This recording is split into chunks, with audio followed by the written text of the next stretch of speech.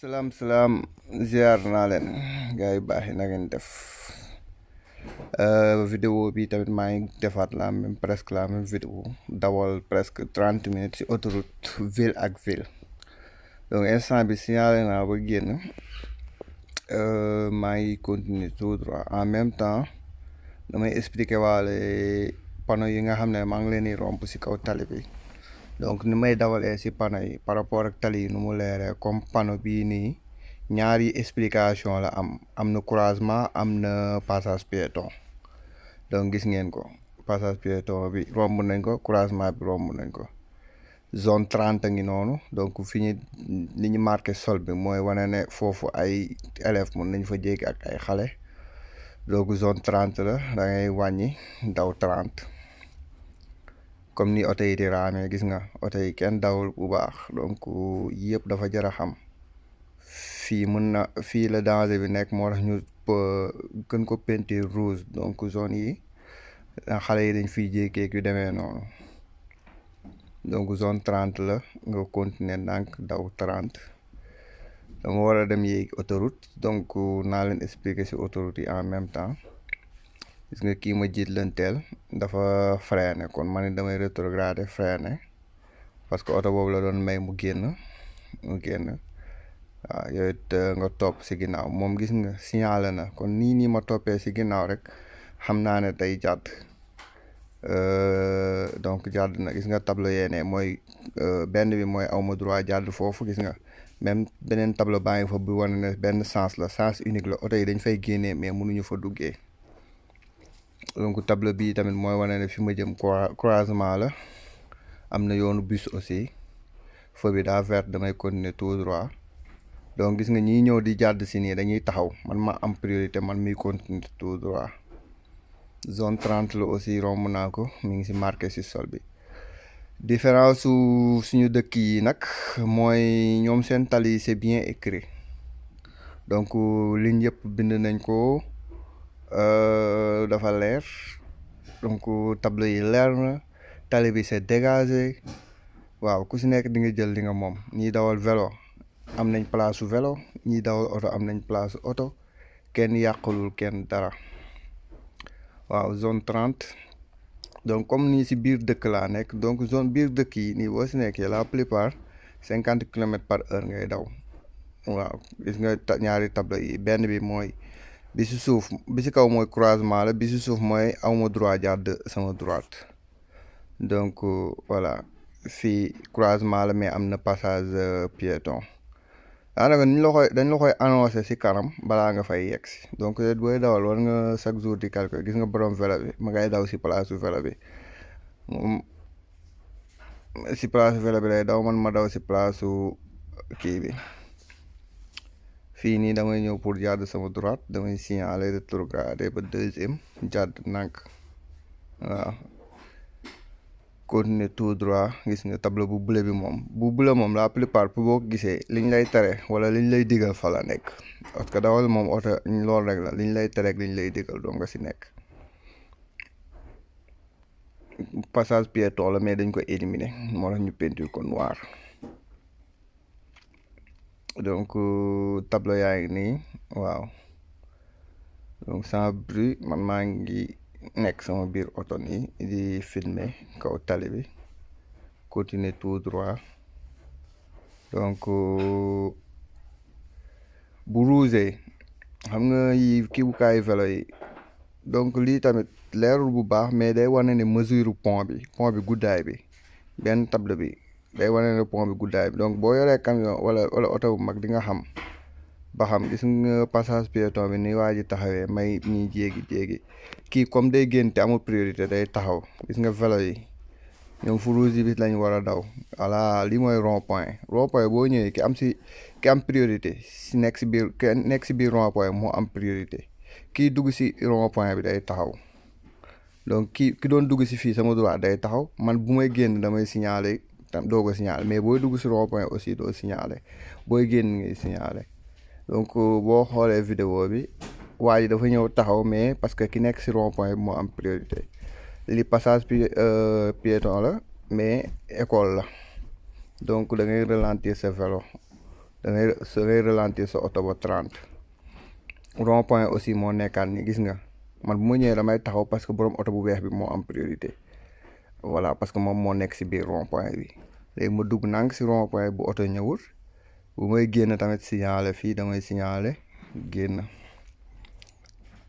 zone 30 la ma jël sama temps nànk conduire doucement comme zone 30 la ndax bu ëppee bu ma dawalee lu ëpp 30 mun nañ ma photo mun nañ ma amende. waaw tali bi nag gis nga bëri na ay passage piéton de xam nga fii moom kenn du ne amoo foo jéggee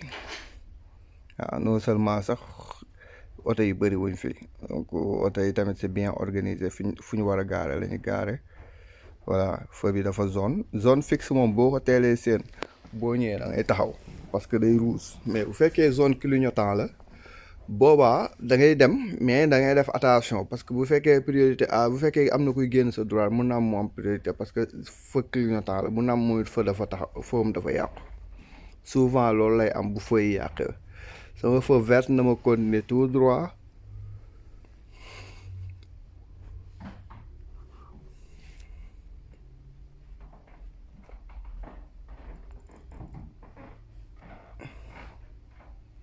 waa xam naa di ngeen ne tali bi fii bëri na ay passage piéton oui parce que c'est normal parce que ay nit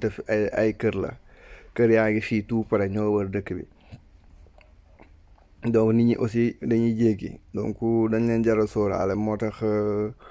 fii moom dañu respecter doomu aadama sama feu dafa vert damay continuer tout droit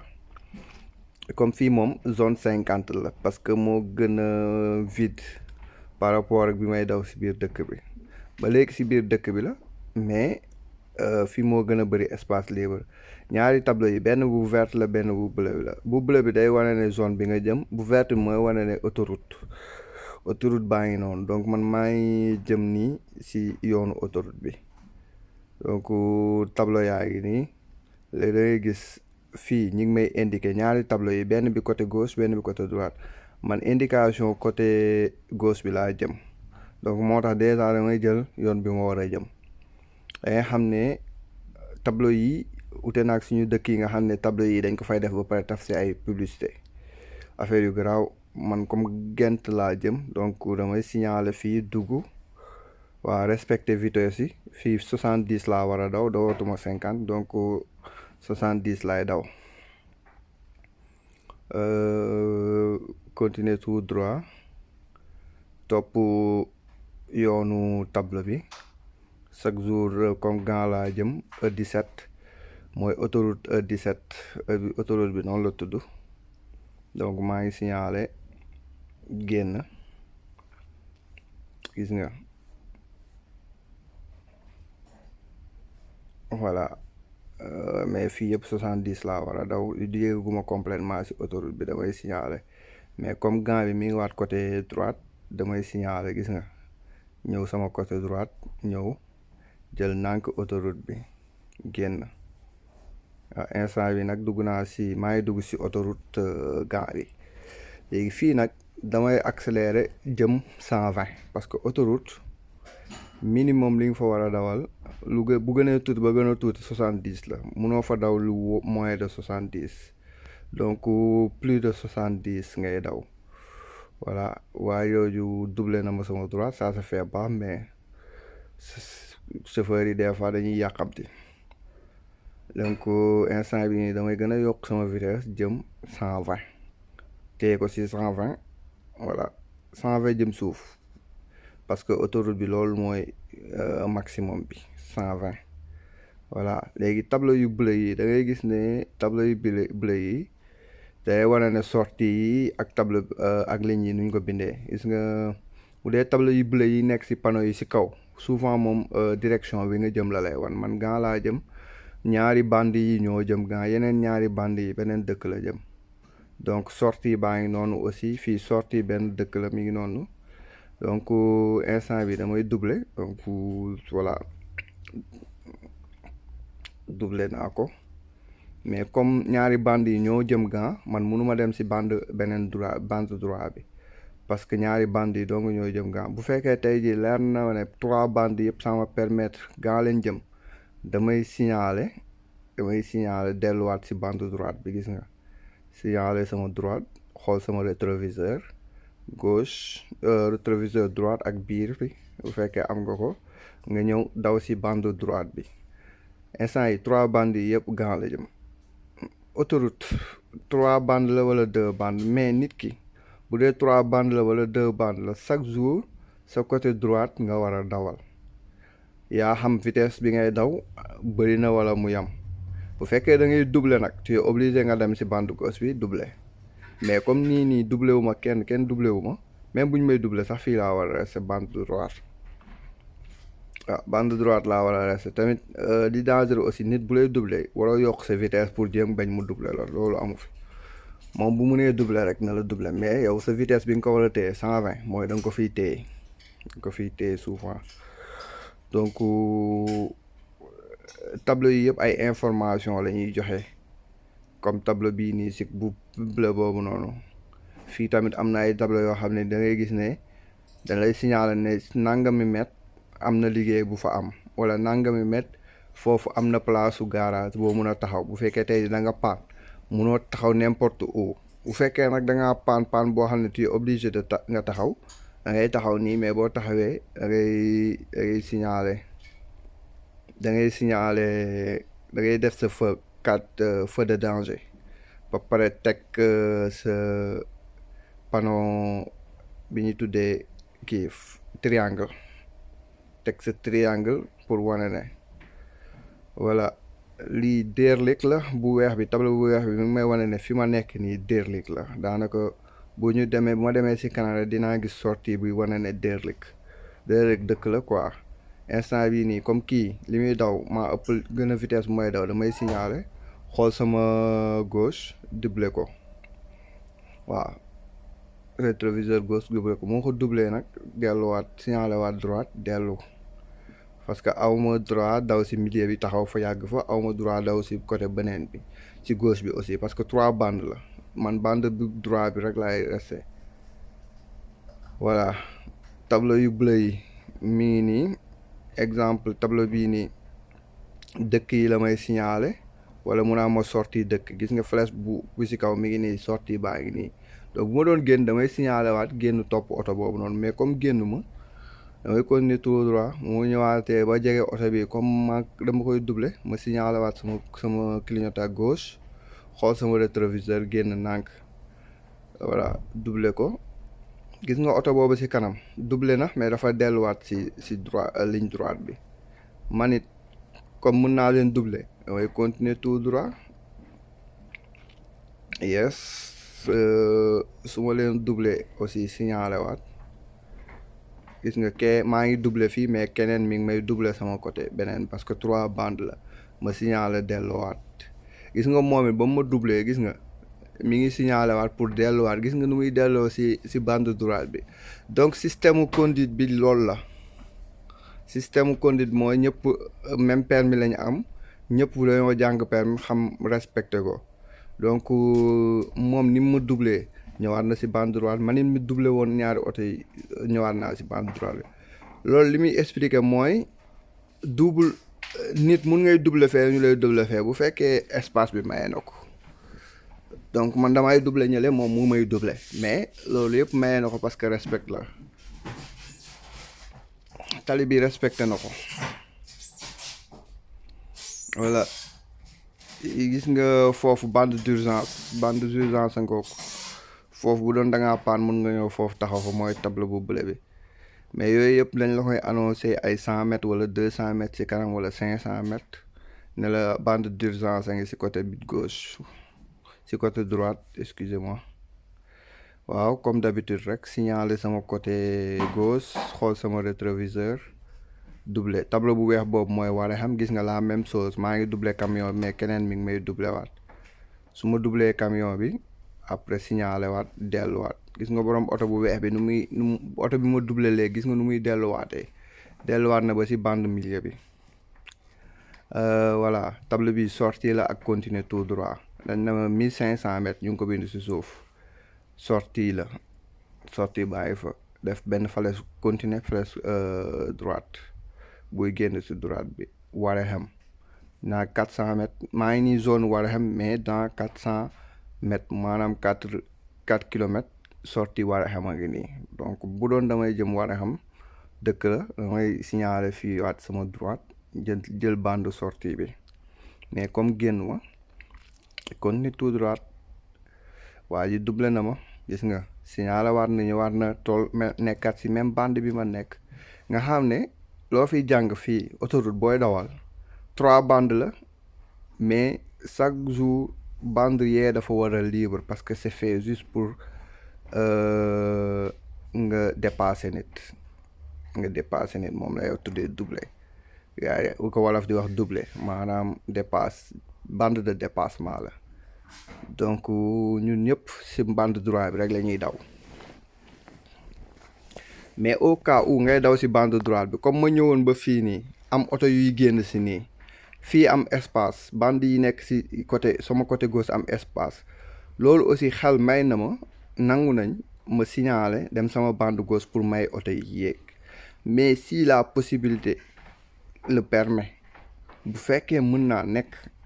exemple bu oto yi doon génn te man mënuma signaler pour génn parce que dafa am yeneen oto yu ma fàtt donc du ma mën a génn donc damay continuer mais ñoom ñuy dugg si ñoo war a ralentir ba am espace pour dugg gis nga fii bande d'urgence la mooy tableau bu bleu boobu noonu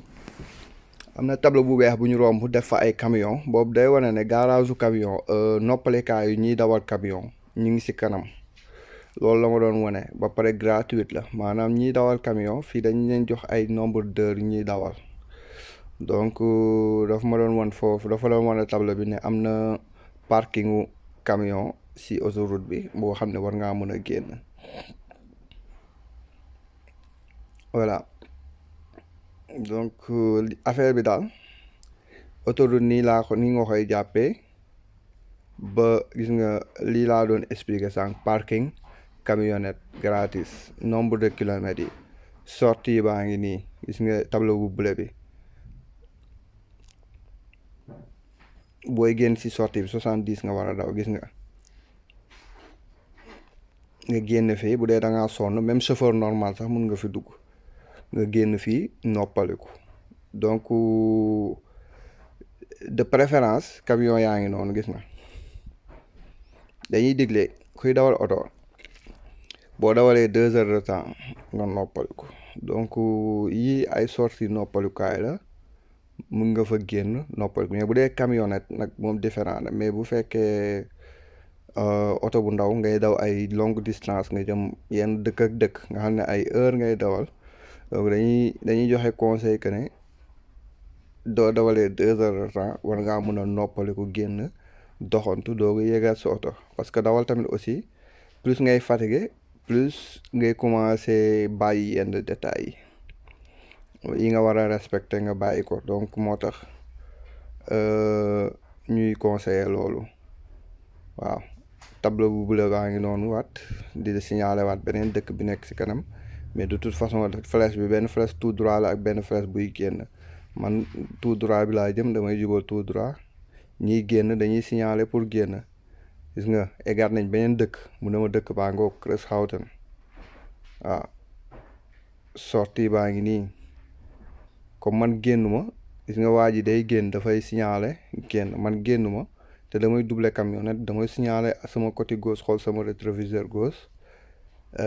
signaler nank génn dépasser camion bi en même temps maa ngi dépasser mais keneen mi ngi may dépasser ma delluwaat nank sama ligne droite waaw ligne droite yi nag boo fi nekkee comme lii laa doon wax fii bu fekkoon dafa am oto yu génn yu dugg si autoroute bi dama leen may ñu dugg bu fekkee am na espace sama côté gauche su ma amul espace aussi duma leen may mais ñoom ñoo war a ralentir waaw tableau boobu bu bula boobu mi ngi wane ne nombre de kilomètres yi maanaam dëkk sàngam kilomètre nangam lay toll dëkk sàngam kilomètre nangam dëkk sàngam kilomètre nangam waaw donc fii daal aussi neex naa dawale parce que aussi boo xamee règle yi waaw gis nga damay doubler mais damay xool sama rétroviseur lu tax may xool sama rétroviseur lii moo si paax parce que tey jii su ma xool woon sama rétroviseur signalé rek bëgg a génn daanaka damay dal si kaw oto boobu noonu di ñëw. waaw gis nga damay signaler xool sama rétroviseur génn gis nga Volvo bi mooy oto boobu jiitu ma moom doublé na delluwaat na si sama côté droite am na ñoo xam ne nag xam naa ne dañuy daw ay vitesse yoo xam ne duñu soxla sax delluwaat fii parce que dañuy tërë waaw gis ñoom ñëpp la ñuy doublé mooy borom oto bu rouge ba dem na yoonam bu yàgg boo respecté wul vitesse yi mbaa nga am oto bu puissant rek ça dépend je ne sais pas maa nga bañ a respecté vitesse yi moom bu la neexee ngay tërërëri continuer ko si ligne gauche bi fii it la même chose signalé xool sama rétroviseur gauche doublé ñaari oto yi c'est possible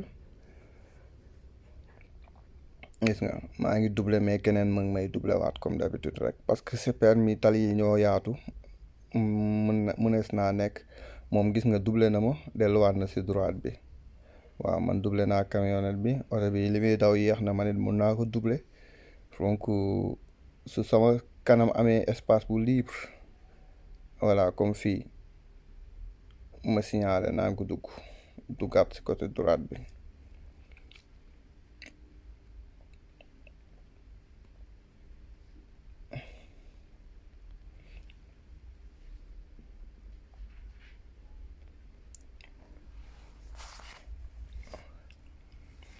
waaw nii daal nga koy jàppee ba yegg fi nga jëm ak sortie yi donc man fi ma jëm léegi ma yegg instant bi maa ngi si beneen dëkk Dens ñu ne ma dans 400 mètres sortie bàyyi foofu yegg nga Dens donc li may wax chaque jour tali dawal oto communication boo xam ne àndul ak wax àndul ak génne sa bopp di wax communication boo xam ne nii la li tableau yi di bind la li tali bi bind la li nga xam ne moom nga jàng moo tax ñu tuddee ko théorie ak pratique théorie mooy yii yëpp da nga koy jàng détails yi ngay gis ci tableau bi yi ngay gis ci yoon bi yëpp da nga koy jàng loolu mooy théorie bi léegi boo koy pratiquer nag mooy booy dawal oto bi boo gis rek nga xam li muy tekki xam loo fa war a def ak loo fa war a def yoo nga tableau bii laa wax dañ ci def bind ba pare bind ci ay chiffres yi ci côté yi day signifier nombre de kilomètres bi buñ bindee dëkk sàngam bind nombre kilomètres par rapport ak fi nga toll nii quoi dañ koy calculer par rapport ak fi ma toll di dawal donc lu am solo la nga xam ko waaw comme damay doubler ma signaler xoolaat sama gauche rétroviseur oto ñëwul ma doubler waaw boo gisee tableau bi ñuy dessiné benn nit teg ci benn oto mu mel lu ubbeeku loolu day wane ne ci kanam am na place su réparation am na place su sortie d'urgence maanaam boo paanee wala waaw pour nga mën a garer foofu sa oto xaar secours wala yu demee noonu bu fekkee c'est possible comme bii nii nga xam nga dañuy teg nit ki day mel ni genre nit la ñuy dessiné benn oto mu nekk ci kanamu oto bi moo nekkaat nii gis nga sortie baa ngoog waaw vidéo yaa ngi noonu ci YouTube dañ ci jublu rek nit ñi xam ku am lu la jaaxal ñu ko laajtee ñu wax la ko am nañ aussi benn Facebook groupe boo xam ne ci dañuy partager vidéo yi ku mu intéressé gis nga fii sortie la station annoncé woon nañ ko ci kanam donc sortie station baa ngi nii wala da ngaa bëgg jënd essence wala nga bëgg pause wala café wala yu demee noonu nga génn sortie essence bi wala noppaliku nga génn noppaliku donc naan sa café waaw comme d'habitude rek signalé waat sama côté gauche xool sama rétroviseur génn nag comme lii laa doon wax tey jii ñiy daw ci droite bi oto bii di génn ci bu ñu amee espace pour may ko dañ koy may bu ñu amul espace aussi dañu continuer tout droit léegi oto boobu di dugg ci moom mooy ralentir rek ba am espace mais am na chauffeur yoo xam ne moom xamuñu loolu duñ la may am na dëkk yoo xam ne mais du obligation nag du obligatoire nekkul ne dañ la war a may wala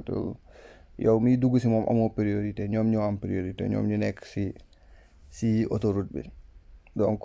loolu la ñuy wax kuy manœuvrer rek amoo priorité donc lu jar a xam booy manœuvrer booy garer ci parking amoo priorité boo gaare woon si parking di manœuvrer pour génn amoo priorité yooyu yëpp da nga koy xam ndax da ngay perdre sa priorité quoi. waaw léegi ma yegg comme maa ngi nii de Pinta waaw foofu laa doon wax genre réparation la wala gaare pour lijjanti dara waaw signaler double camion bi nag waaw au cas où exemple nii nga xam ne ni tali bi commencé na bëri oto c'est pas obligatoire moo war a nekkaat ci ginnaaw oto bi pour génnaat donc bu fekkee tey ji dafa bëri oto mu doon commencé nekk embouteillage ku mu neex mun nga rester bande bi nga nekk tu n'es pas obligé pour bàyyi bande bi libre parce que ce n'est plus impossible parce que embouteillage la donc oto yëpp comme nii oto yi ñu ngi commencé bëri parce que maa ngi jëm si sortie dëkk bu mag sortie yooyu souvent day bëri ay oto yu fay dajandoo donc yenn oto yi nga xam ne dañ jógee yeneen dëkk ñoom ñëpp dañuy ñëw war a jaar si dëkk boobu traversé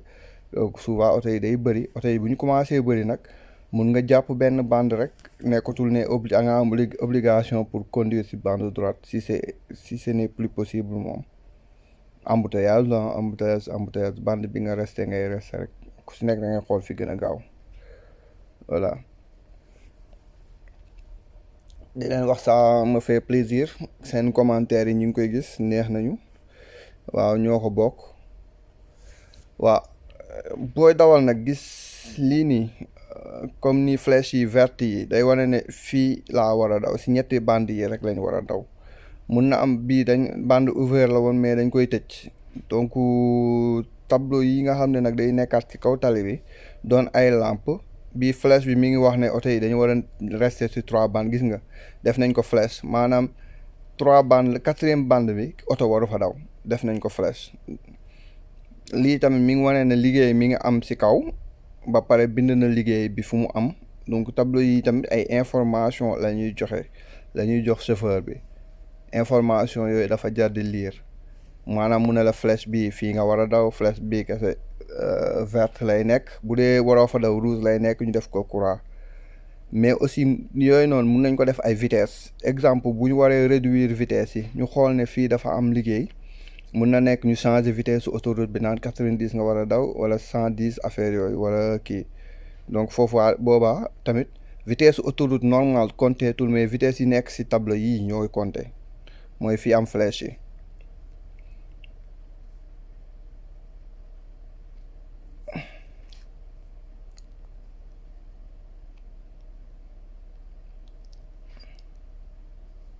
nga wax partager leen vidéo yi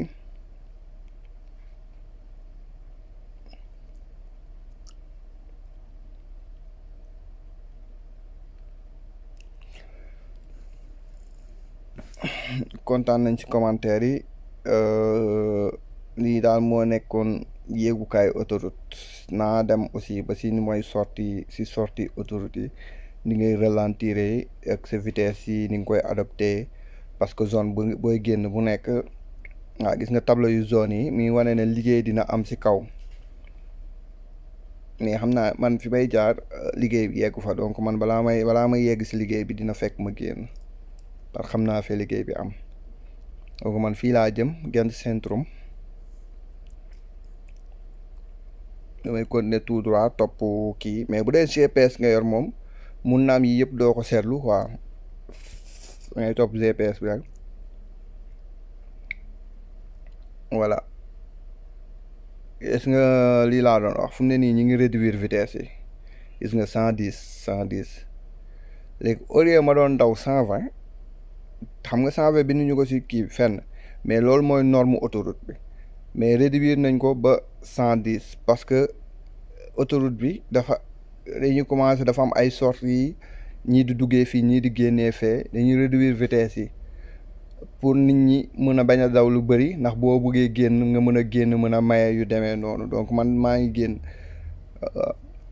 gis nga tableau yi laa doon expliquer fu mu ne nii fii yëpp dañu réduire vitesse yi 90 110 la woon mi ngi 90 pour xam nga oto mënoo jékki-jékki daw 120 rek jékki-jékki rek nga bëgg a daw 50 si kaw fa liggéey ba nekk 50 la mais pour ñu daw def ko 50 dañuy commencer wàññi vitesse yi di ko réduire nànk ba yegg fa donc loolu laa leen indiloon vidéo bi jotul yegg ba sortie bi mais